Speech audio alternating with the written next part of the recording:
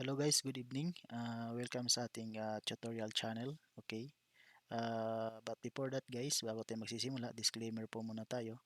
Ang tutorial po natin ngayon guys is uh, base lang po sa ating research at the same time sa ating experience sa fiber optic installation. Okay. So hindi po tayo eksperto dito. Bali, sinishare lang po natin yung ideas natin sa kung ano yung experience natin. And I hope na may matutunan kayo sa tutorial natin ito guys. Okay? Kung bago pa lang po kayo sa ating channel, huwag po kalimutang mag-subscribe at the same time, paki-hit na lang po ang notification bell para maging updated po tayo sa ating mga updated videos and tutorials. Okay? So, ito na po, magsisimula po tayo. So, yung topic po natin ngayon guys is fiber optic tutorial. Ito po yun. Ang objective po natin is basic presentation lang po ito to help everyone who wants to work as fiber optic technician, especially for those out of school youth.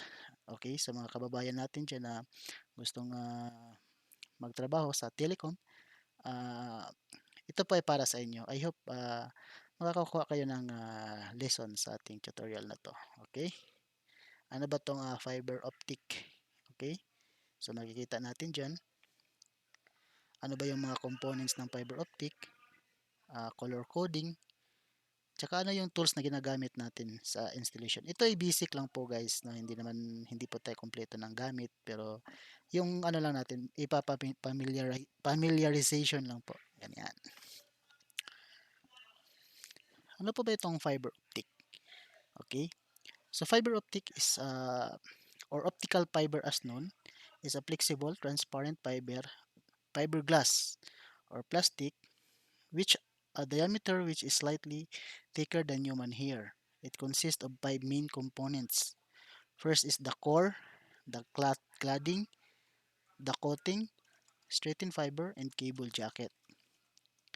So, ito na po yung five main components natin. So, makikita natin dyan guys, meron tayong core. So, ito yung core natin, cladding, coating, strength member, at saka outer jacket.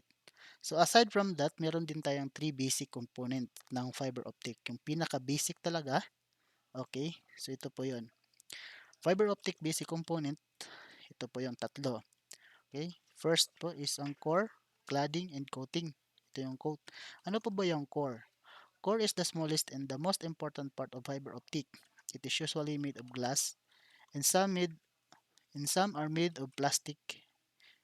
Its diameter is measured in microns or less than the diameter of human hair. So ito po yung core. Ito po yung pinaka main parts ng fiber optic. Okay? Second is yung cladding.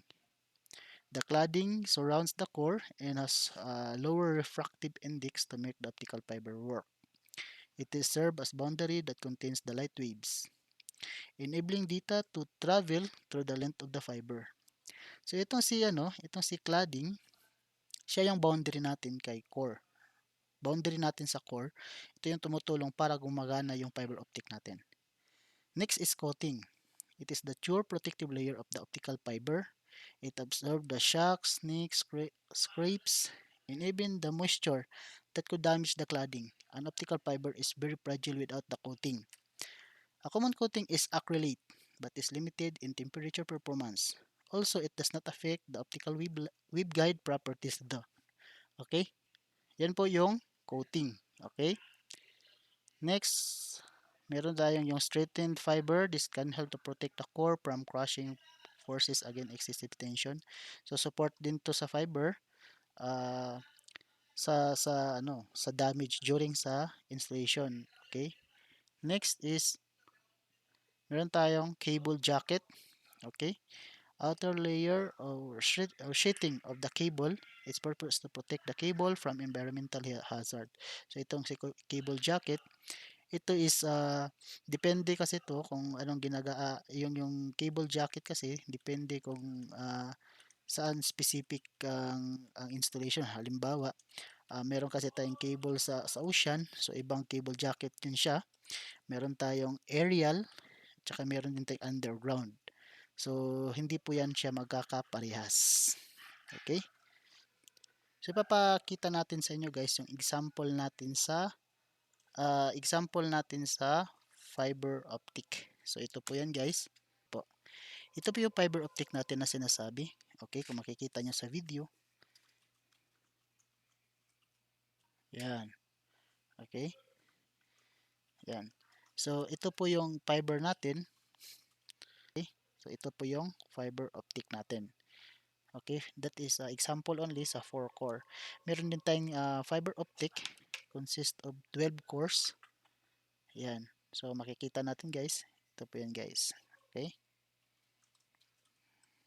Yan. So familiarization lang po. Yan. So fiber optic color coding. Ito na po yung color coding natin sa fiber optic. So ito is fiber optic color coding natin. Meron tayong 12 colors. Basic color ng fiber optic. So ito po yung una is blue, orange, green, brown, gray, white, red, black, yellow, violet, pink, aqua. So halimbawa, 4 core gaya ng pinakita natin kanina, 4 core lang po siya. So hanggang brown lang po, blue, orange, green, brown. Kasi 4 core lang po ang example natin kanina, okay? Yan, fiber optic tools used in installation. So ito guys, example lang po ng mga tools na ginagamit natin sa home installation dito. Number one is fiber optic fusion machine or fiber optic splicing machine. Okay? Ano po ba ang uses ng splicing machine? Okay? Splicing machine, a tool used in joining two fiber optic cable. Yan po ang uh, fiber optic splicing machine natin. Okay? So ito po 'yon sa actual video. Yan. So ito po yung ginagamit nating fiber optic splicing machine actual video. Okay? So try natin i-on. Okay? So makikita nyo.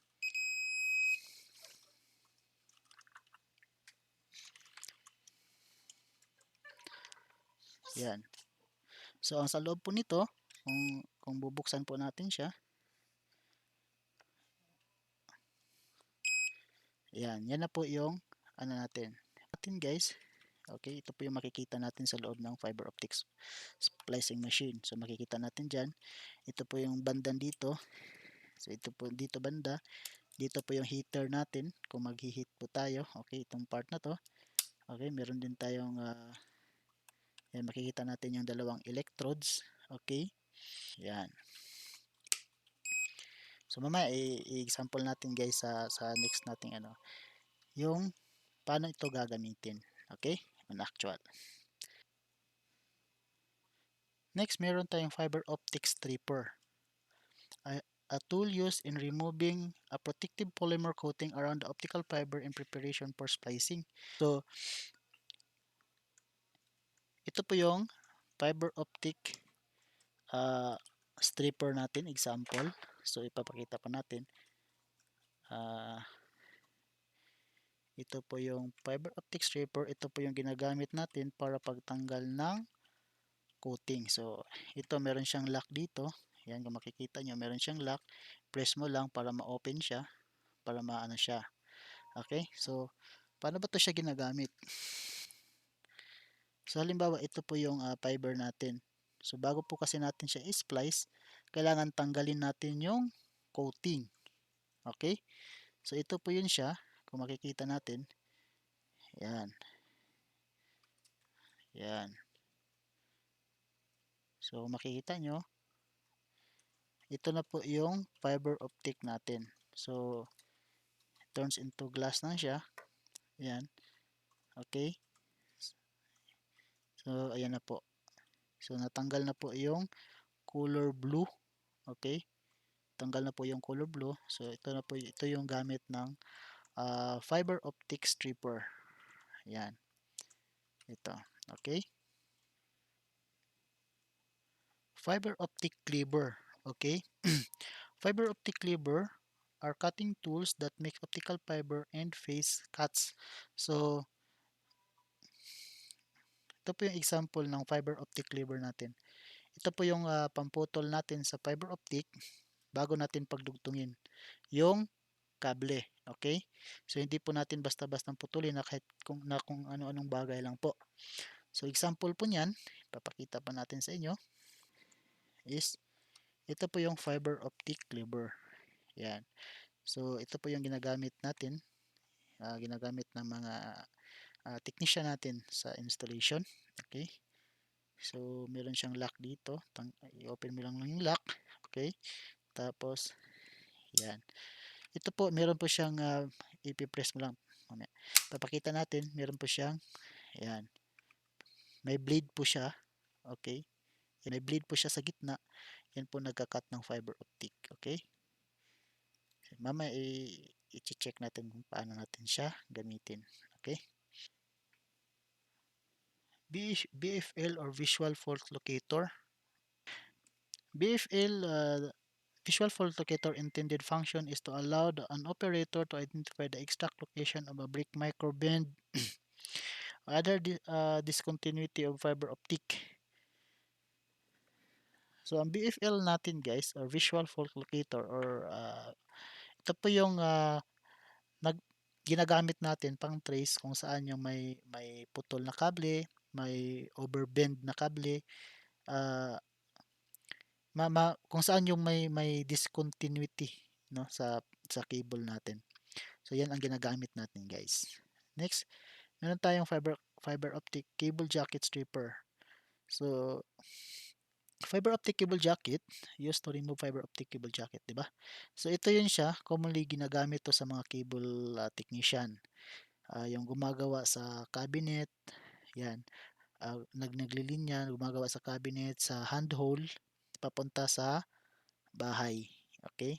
Ito po yung ginagamit nila, yung pangtanggal, pang remove ng cable jacket. Power optic, power meter, or fiber optical power meter or OPM, device used to measure uh, fiber optic signal. Okay? So, ito yung ginagamit natin guys. Yan, ipapamiliarize na lang po natin to. Ito yung ginagamit sa pang-check ng signal, no? Bago i-proceed yung installation. Screwdrivers, very common. So, lahat naman tayo very familiarized about dito. So, okay na yan. Next, pliers. So, same. So, all familiar na tayo dito. No, ito ay common tools lang. One-click cleaner. One-click cleaner are mechanical push action device, optical cleaning tape.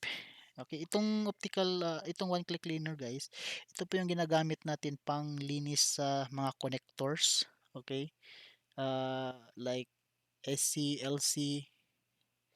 Ito po yung example ng one-click cleaner natin na ginagamit. Yan. So meron tayong, ito yung panggamit sa LC. Yan, kung check nyo po, meron siyang one-click cleaner. So pang LC po siya. Okay, meron din po tayong pang SC, one click cleaner pang SC. Okay? Yan, makikita natin. Okay? Kevlar scissor, tools device for cutting Kevlar without pulling the fiber. So ito po yung Kevlar scissor, familiar lang po natin. Common din to ginagamit natin sa mga cable. Okay? Next, optical time domain reflectometer or OTDR. Optical time domain reflectometer, an optoelectronic instrument used to characterize an optical fiber. So itong OTDR, ito yung ginagamit din sa mga technician na gumagawa sa cabinets. Okay? Pero sa home installation, hindi masyadong ginagamit tong OTDR. Ito yung pwede nilang gamitin to as power meter, pwede rin nilang gamitin as visual fault locator, itong OTDR na to. So ito po yun. Next, alcohol pad or alcohol swab. So, very common naman to. Ito yung panglinis natin sa ating fiber. Okay, so yan. Ito po yung example natin sa ating alcohol pad. Yan. Ito po yung ginagamit natin, alcohol pad. So, ito po yung sample natin. Yan. Ano bang gamit nito? Ito po yung panglinis natin guys. Pagkatapos kasi nating i-strip yung yung fiber optic cable, kailangan natin siyang linisan. So, ito yung na-strip natin kanina na fiber. So, ito yung ginagamit natin pang linis. Yan, para matanggal yung mga dumi bago natin siya putulin yung fiber. Yan, ito po yung gamit nito. Okay? Makikita po nyo. Yan po. Itong ay alcohol swab. Okay? Yan, so malinis na po yung natin, yung fiber na ni-strip kanina. Eye shield goggles, very common.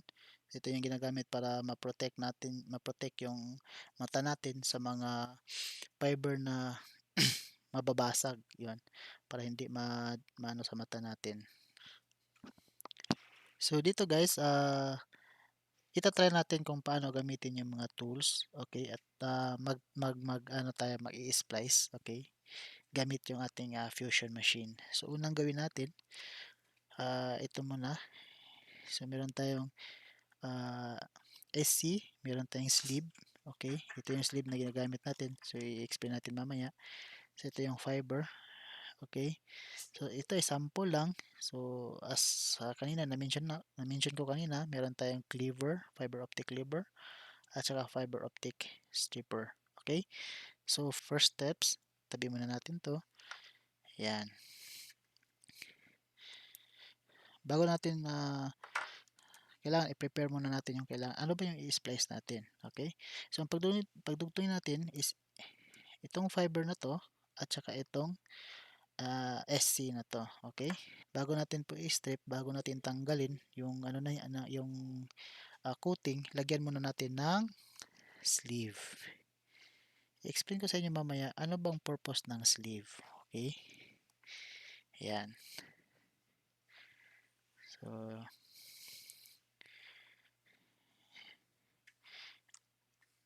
lagay natin yung dito, splicing machine. Kita ba? Yan. Yan, kita pa. Yan. So, una, nilagyan natin ng sleeve. Okay, ito po yung sleeve. Pangalawa, saka natin siya i-straight. Okay, so yan. So, kita nyo, yan. Coating pa lang yan, meron pa yung cladding. Okay, so, dahan-dahan lang po. Yan. So, kung makikita nyo po, yan. So, makikita nyo po dyan. Okay, so yan na po. Yan, so ito na po yung fiber optic natin. Okay, okay. So, wag po tayong mahiya na mag-strip. Okay, yan. So, ito na po yung fiber optic. So, as mentioned ko kanina, kailangan po natin ng alcohol swab para panlinis. Okay, mas maganda wag nating i-full out lahat. Yan. So, ito na po yung gagamitin panglinis natin. Ito pala sa kabila. Yan. Okay. Yan. So, kahit isang ano lang, saka natin siya puputulin. At ito na po yung purpose ng fiber optic cleaver. Okay. So, ito na po guys. Ito na po yung gamit ng cleaver natin. So, di ba na ano na natin na strip tapos so yan.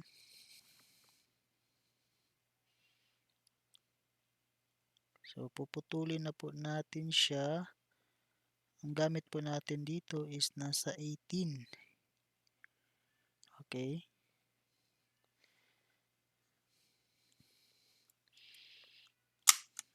Okay. So, ayan na. So, ito na po siya. Okay. Putol na po yung kable natin. No? Nakat na po yung ano natin, fiber. Yan, kung makikita nyo. Ito na po yun siya. So, para hindi siya mabasa guys, after nyo na ma-prepare, ilagay na natin siya sa ating fusion machine. Okay?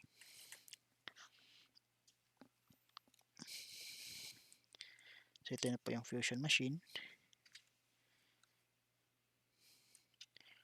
Ayan, dapat maging careful po tayo kasi sensitive po yung fiber optic natin. Okay?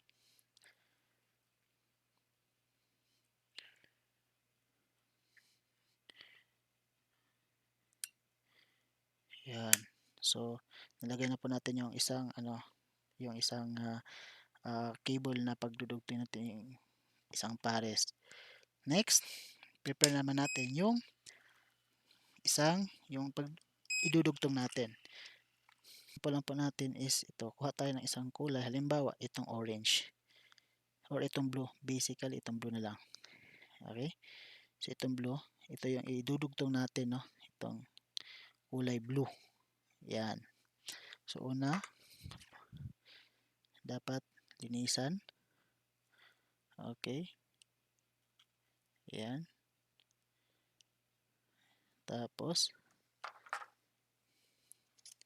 Tapos mo strip, iano natin siya.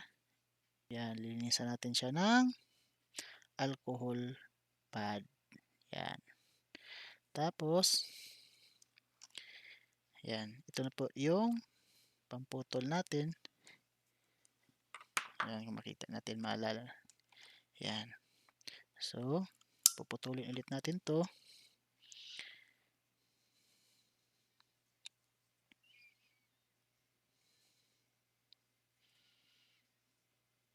Yan. Dapat dahan-dahan lang. Yan, so ito na po. No? Naputol na po natin yung fiber natin. So, makikita nyo, guys. Yan na po siya. So, hindi masyadong kasi may kulay siya, kulay blue. Yan. Okay? So, ito na po dito. Ilalagay natin siya dito sa kabilang part. Okay? So, ito na po. Dapat maging thicker po tayo sa ating fiber optic cable para hindi po siya mabasag. Yan.